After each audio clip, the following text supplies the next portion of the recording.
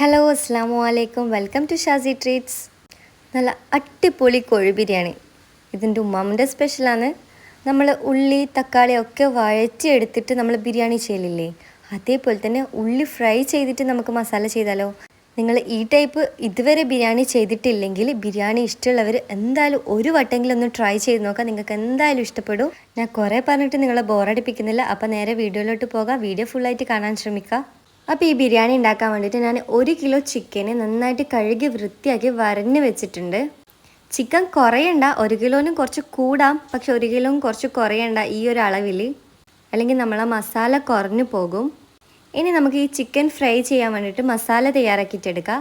അതിനായിട്ട് 1 table spoon അളവിൽ ഞാൻ മുളക് പൊടി ചേർത്ത് കൊടുത്തിന്. കാശ്മീരി മുളക് പൊടിയാണെങ്കിൽ 1.5 ടേബിൾ സ്പൂൺ അളവിൽ വരെ ചേർത്ത് കൊടുക്കുക. പിന്നെ 1/2 ടീസ്പൂൺ അളവിൽ കുരുമുളക് പൊടിയും 1/2 ടീസ്പൂൺ അളവിൽ മഞ്ഞൾപ്പൊടിയും 1 ടീസ്പൂൺ അളവിൽ ഗരം മസാല പൊടിയും കൂടി ചേർത്ത് കൊടുക്കുക. ഇനി ഇതിലേക്ക് ആവശ്യത്തിന് ഉപ്പ് ചേർത്തെടുക്കുക. ഞാൻ ഇപ്പം 1 ടീസ്പൂൺ തന്നെ ചേർത്ത് കൊടുത്തത്. ഇനി ഇതിലേക്ക് അധികം പുളിയില്ലാത്ത തൈര് 2 ടേബിൾ സ്പൂൺ അളവിൽ ചേർത്ത് കൊടുക്കുക. എന്നിട്ട് കൈ വെച്ചിട്ട് നന്നായിട്ട് മിക്സ് ആക്കിയിട്ട് എടുക്കുക. ഇതിലേക്ക് നിങ്ങൾക്ക് വേണമെങ്കിൽ ചെറിയ ജീരകത്തിൻ്റെ പൊടി ഇതിലേക്ക് ചേർത്ത് കൊടുക്കുക, അപ്പോൾ നല്ല ടേസ്റ്റ് ആയിരിക്കും. ഇനി നമ്മൾ മസാല നന്നായിട്ട് മിക്സാക്കിയ ശേഷം നമ്മൾ കഴുകി വെച്ച ചിക്കൻ ഇതിലേക്ക് ചേർത്തിട്ട് നന്നായിട്ട് മസാല ചിക്കനിലേക്ക് കോട്ട് ചെയ്യുന്ന രീതിക്ക് നന്നായിട്ട് മിക്സാക്കിയിട്ടെടുക്കുക. ഇതോടൊപ്പം തന്നെ 1 ടീസ്പൂൺ അളവിൽ വെളുത്തുള്ളി ചതച്ചതും കൂടി ചേർക്കാൻ മറക്കല്ലേ, ഞാൻ ലാസ്റ്റാണ് ചേർത്തത്. എന്നിട്ട് നന്നായിട്ട് മിക്സാക്കി കൊടുക്കുക. ഇനി ഇത് കുറഞ്ഞത് 1 മണിക്കൂറെങ്കിലും ഒന്ന് അടച്ച് വെക്കുക. അതിലും കൂടുതൽ റെസ്റ്റ് ചെയ്യാൻ വെച്ചാൽ നല്ലത്, നമ്മളെ മസാല എല്ലാം ചിക്കനിൽ നല്ലോണം പിടിക്കും. കുറഞ്ഞത് ഒരു 3/4 മണിക്കൂർ 1 മണിക്കൂറെങ്കിലും ഒന്ന് അടച്ചു. ഇനി നമ്മളെ പാനിലേക്ക് 1 ടേബിൾ സ്പൂൺ അളവിൽ പശു നെയ്യും 3 ടേബിൾ സ്പൂൺ അളവിൽ ഓയിലും കൂടി ചേർത്ത് കൊടുക്കുക. ഓയിൽ ഇല്ലെങ്കിൽ വെളിച്ചെണ്ണ ചേർത്ത് കൊടുക്കുക ഇതിലേക്ക്.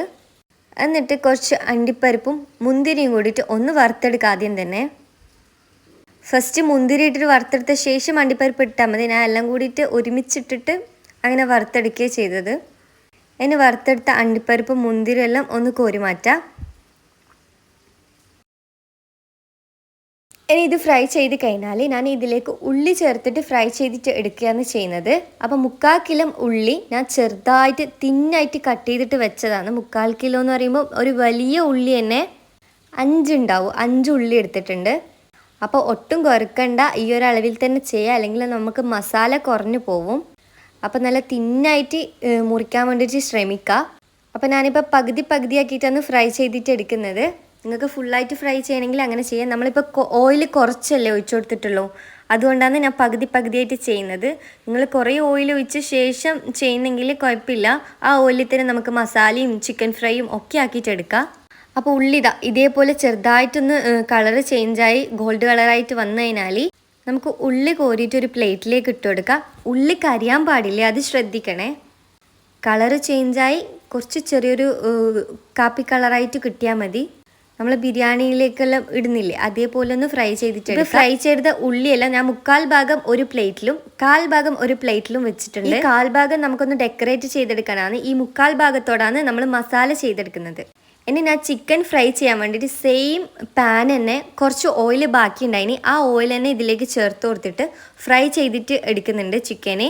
ഹൈ ഫ്ലെയിമിൽ വെച്ചിട്ട് ചിക്കൻ ഫ്രൈ ചെയ്യേണ്ട, അപ്പം ചിക്കന് ഉള്ളു കുക്കായി വെന്ത് കിട്ടാണ്ട് മാറിപ്പോവും. അതുകൊണ്ട് ഒരു ലോ ടു മീഡിയം ഫ്ലെയിമിൽ വെച്ചിട്ട് ഒന്ന് ഫ്രൈ ചെയ്തിട്ടെടുക്കുക. ഒരു ഭാഗം ഫ്രൈ ആയാൽ തിരിച്ചിട്ടിട്ട് ഫ്രൈ ചെയ്തിട്ടെടുക്കുക. എന്നിട്ട് ഫ്രൈ ചെയ്ത ചിക്കനെല്ലാം ഒന്ന് മാറ്റിയിട്ട് ഒരു പ്ലേറ്റിലേക്ക് ഇട്ട് കൊടുക്കുക. ഇനി ബാക്കിയുള്ള ചിക്കനും കൂടി നമുക്ക് ഇതേപോലെ ഫ്രൈ ചെയ്തിട്ടെടുക്കുക.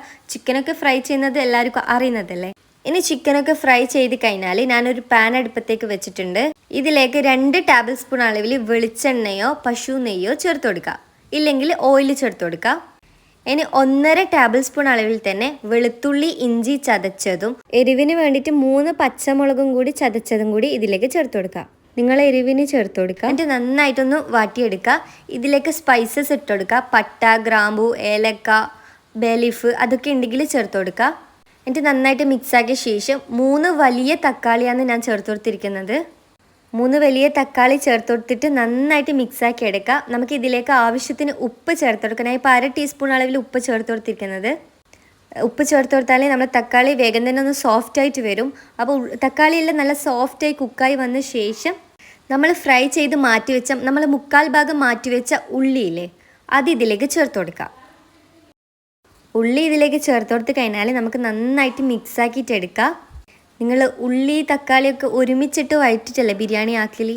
അല്ല, ഇതേപോലെ ആക്കലില്ലെങ്കിൽ ഒരു വട്ടം ഒന്ന് ട്രൈ ചെയ്ത് നോക്കുക, നല്ല ടേസ്റ്റാണ് കേട്ടോ. ഇനി ഇതിലേക്ക് മിക്സാക്കിയ ശേഷം 1 ടീസ്പൂൺ അളവിൽ ബിരിയാണി മസാല ചേർത്ത് കൊടുക്കുക. 1/2 ടീസ്പൂൺ അളവിൽ ഗരം മസാലയും കൂടി ചേർത്ത് കൊടുക്കുക. ഇനി ഒരു 1/2 ടീസ്പൂൺ അളവിൽ തന്നെ മുളക് പൊടി ഞാൻ ചേർത്ത് കൊടുത്തിരിക്കുന്നുണ്ട്. നമ്മൾ പച്ചമുളക് എരിവിന് ആവശ്യത്തിന് ചേർത്ത് കൊടുത്തിട്ടുണ്ട്, അതുകൊണ്ട് മുളക് പൊടി നോക്കിയിട്ട് മാത്രം ചേർത്ത് കൊടുക്കുക. എന്നിട്ട് നന്നായിട്ട് മിക്സാക്കി എടുത്ത ശേഷം അധികം പുളിയില്ലാത്ത തൈര് 3 ടേബിൾ സ്പൂൺ അളവിലാണ് ഞാൻ ഇതിലേക്ക് ചേർത്ത് കൊടുത്തിരിക്കുന്നത്. എന്നിട്ട് നന്നായിട്ട് മിക്സാക്കിയിട്ടെടുക്കുക. തൈരും ഉള്ളി മസാലകളെല്ലാം നന്നായിട്ട് മിക്സാക്കിയിട്ടെടുക്കുക. നമ്മൾ തക്കാളി വഴണ്ട് വന്ന ശേഷം നമുക്ക് ലോ ഫ്ലെയിമിൽ വെച്ചിട്ട് ഉള്ളി തൈര് മസാല എല്ലാം ചേർത്ത് കൊടുക്കുക. ഇനി ഇതിലേക്ക് 1/2 മുറി ചെറുനാരങ്ങൻ്റെ നീര് ചേർത്ത് കൊടുക്കുക. അതിൽ കുരു പെടണേ, ഞാൻ സ്ക്വീസ് ചെയ്തപ്പം അതിൽ കുരു വീണ് പോയിന്, ഞാൻ എടുത്ത് മാറ്റി. കുരു ഇല്ലാതെ ചെറുനാരങ്ങൻ്റെ നീര് മാത്രം അതിലേക്ക് ചേർത്ത് കൊടുക്കുക. ഇനി ലാസ്റ്റായിട്ട് നമ്മൾ ഫ്രൈ ചെയ്ത് വെച്ച ചിക്കൻ ഫുള്ളായിട്ട് ചേർത്തിട്ട് നന്നായിട്ട് മിക്സാക്കിയ ശേഷം ഇതിലേക്ക് കുറച്ച് പുതിന ഇല ചെറുതായിട്ട് കട്ട് ചെയ്തതും കുറച്ചധികം തന്നെ മല്ലിയിലയും കൂടി ചേർത്തിട്ട് നന്നായിട്ട് മിക്സാക്കി എടുക്കാം. പുതിന ഇല കൂടണ്ട, പുതിന ഇല കൂടിക്കഴിഞ്ഞാൽ നമ്മൾ ടേസ്റ്റ് മാറിപ്പോവും. അപ്പോൾ കുറച്ച് പുതിന ഇല ചേർത്ത് കൊടുത്താൽ മതി. അധികം തന്നെ മല്ലിയിലയും കൂടി ചേർത്തിട്ട് നന്നായിട്ട് മിക്സ് ആക്കിയിട്ട് എടുക്കാം. ഇനി നമുക്ക് ഫ്ലെയിം ഓഫ് ചെയ്യാം. നമ്മളെ മസാല ഇവിടെ സെറ്റായി, അടിപൊളി ടേസ്റ്റുള്ള മസാലയാണ് എന്നിട്ട് ഇത്.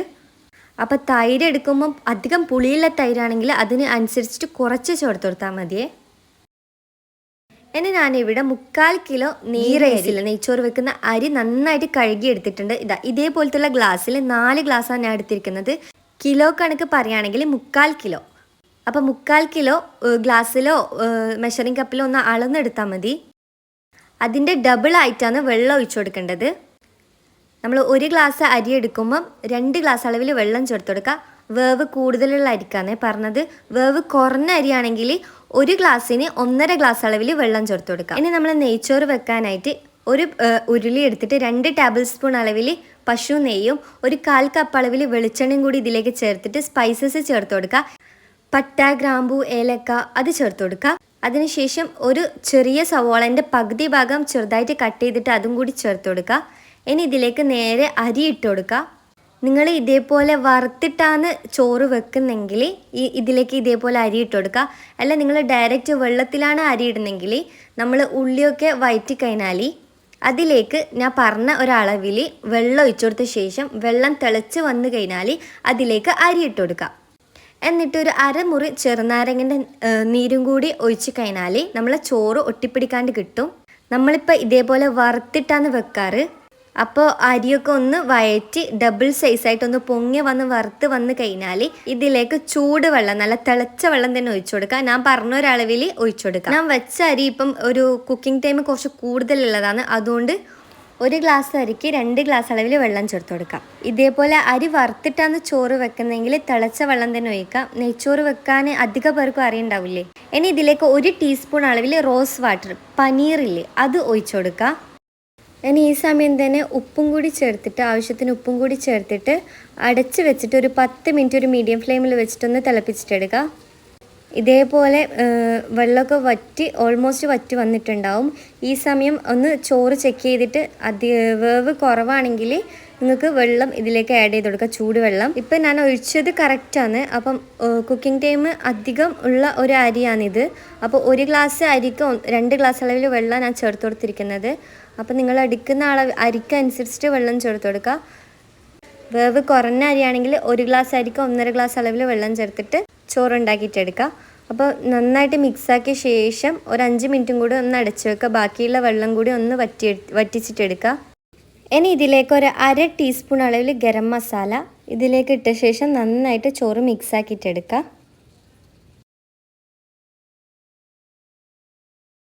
ഇനി ഞാനിപ്പം ഫ്ലെയിം ഓഫ് ചെയ്തിട്ടാണ് വെച്ചിരിക്കുന്നത്. നമുക്കിതൊന്ന് ദമ്മ് ചെയ്തിട്ടെടുക്കാം. അതിനായിട്ട് പകുതി ചോറ് ഒരു പാത്രത്തിലേക്കൊന്ന് മാറ്റി കൊടുക്കുക. ഇനി ആ ദമ്മിലേക്ക് പകുതി ചോറിലോട്ട് നമ്മൾ പൊരിച്ചു വെച്ച ഉള്ളി ഒന്ന് ഇട്ട് കൊടുക്കുക. പിന്നെ കുറച്ച് പുതിനയില, മല്ലിയില, നമ്മൾ വറുത്ത് വെച്ചിരിക്കുന്ന അണ്ടിപ്പരിപ്പ്, മുന്തിരി അതൊക്കെ ചേർത്ത് കൊടുക്കുക. പുതിനയില കുറച്ച് ചേർത്താൽ മതി, മല്ലിയില കുറച്ചധികം ചേർത്താലും നല്ല ടേസ്റ്റ് ആയിരിക്കും. ഇനി നമ്മൾ ചിക്കൻ മസാല ഇതിലേക്ക് ഇട്ട് കൊടുക്കാം. ഞാൻ ഇപ്പം ചിക്കൻ മസാല ഒരു ലെയറായിട്ടാണ് ചെയ്യുന്നത്, വലിയ പാത്രമില്ല, അതുകൊണ്ട് ഒരു ലെയറായിട്ടാണ് ചെയ്യുന്നത്. നിങ്ങൾക്ക് എങ്ങനെയാണ് നിങ്ങൾ ദമ്മ് ചെയ്യുന്നതെന്ന് വെച്ചാൽ അതേപോലെ ചെയ്തെടുക്കുക. ഇനി മസാലയൊക്കെ ഇട്ട ശേഷം ഇതിൻ്റെ മുകളിലേക്ക് നമ്മൾ മാറ്റി വെച്ചിരിക്കുന്ന ചോറും ഇതിലേക്ക് ഇട്ട് കൊടുക്കുക.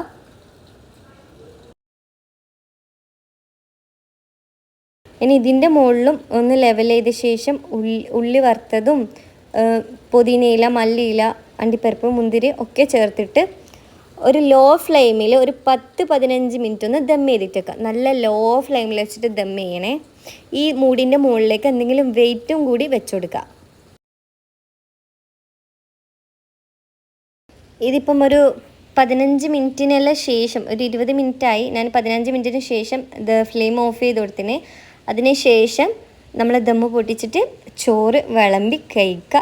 നല്ല ടേസ്റ്റുള്ളൊരു റെസിപ്പി ബിരിയാണിയാണ് കേട്ടോ ഇത്. അപ്പോൾ നിങ്ങൾ ഇതുവരെ ഇങ്ങനെ ബിരിയാണി ട്രൈ ചെയ്തിട്ടില്ലെങ്കിൽ ഒരു വട്ടം എന്തായാലും ഒന്ന് ട്രൈ ചെയ്ത് നോക്കുക. അപ്പോൾ ഇപ്പം നല്ല മഴേൻ്റെ സീസണല്ലേ, അപ്പോൾ നല്ല മഴയും നല്ല ചൂട് ബിരിയാണിയും ഒക്കെ കഴിക്കാൻ ഇഷ്ടമുള്ളവർ ഒന്ന് കമൻറ്റ് ചെയ്യാൻ മറക്കല്ലേ. അപ്പോൾ നിങ്ങൾക്ക് എൻ്റെ വീഡിയോ കണ്ടിട്ട് ഇഷ്ടമായിരുന്നെങ്കിൽ, യൂസ്ഫുള്ളാണെന്ന് തോന്നിയെങ്കിൽ മറക്കാതെ ഈ വീഡിയോക്ക് ലൈക്ക് ചെയ്യാനും സബ്സ്ക്രൈബ് ചെയ്യാത്തവരാണെങ്കിൽ ഒന്ന് സബ്സ്ക്രൈബ് ചെയ്ത് സപ്പോർട്ട് ചെയ്യാനും മറക്കല്ലേ. അപ്പോൾ ഇൻഷാ അല്ലാഹ് ഇനിയും പുതിയ റെസിപ്പി ആയിട്ട് വീണ്ടും വരാം. അസ്സലാമു അലൈക്കും.